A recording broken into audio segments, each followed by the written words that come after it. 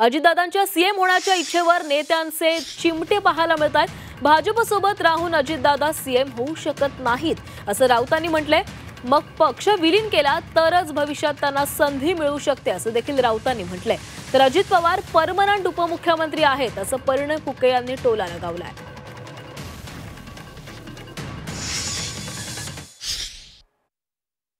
या महाराष्ट्राची मुख्यमंत्री महिला झाली पाहिजे, आपल्याला सगळ्यांनाच तसं वाटत असतं, परंतु शेवटी तो योग पण जुळून यावा लागतो।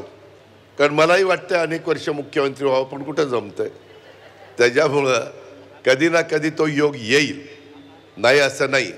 जसं ममता बॅनर्जी तिथं झाल्या, जयललितांनी स्वतःच्या ताकदीवर तामिळनाडूमध्ये अनेकदा राज्य त्यांनी मिळवलेलं आपण सगळ्यांनी बघितलं।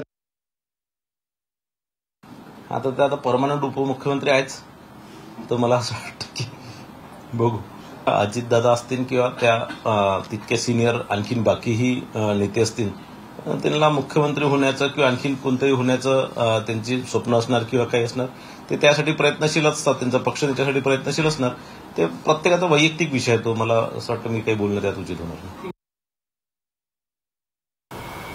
भारतीय जनता पक्षाबरोबर राहिलेले जे मित्र एकनाथ शिंदे परत मुख्यमंत्री होणार नाही आणि अजित पवार सुद्धा भारतीय जनता पक्षाबरोबर राहून मुख्यमंत्री होणार नाही। जर हे दोन्ही पक्ष भाजपात विलीन झाले तर ते भारतीय जनता पक्षाचे म्हणून मुख्यमंत्री कदाचित भविष्यात होतील, हे त्यांना स्वतः अमित शहाने सांगितलेलं आहे। मी लिहिलंय सामनात।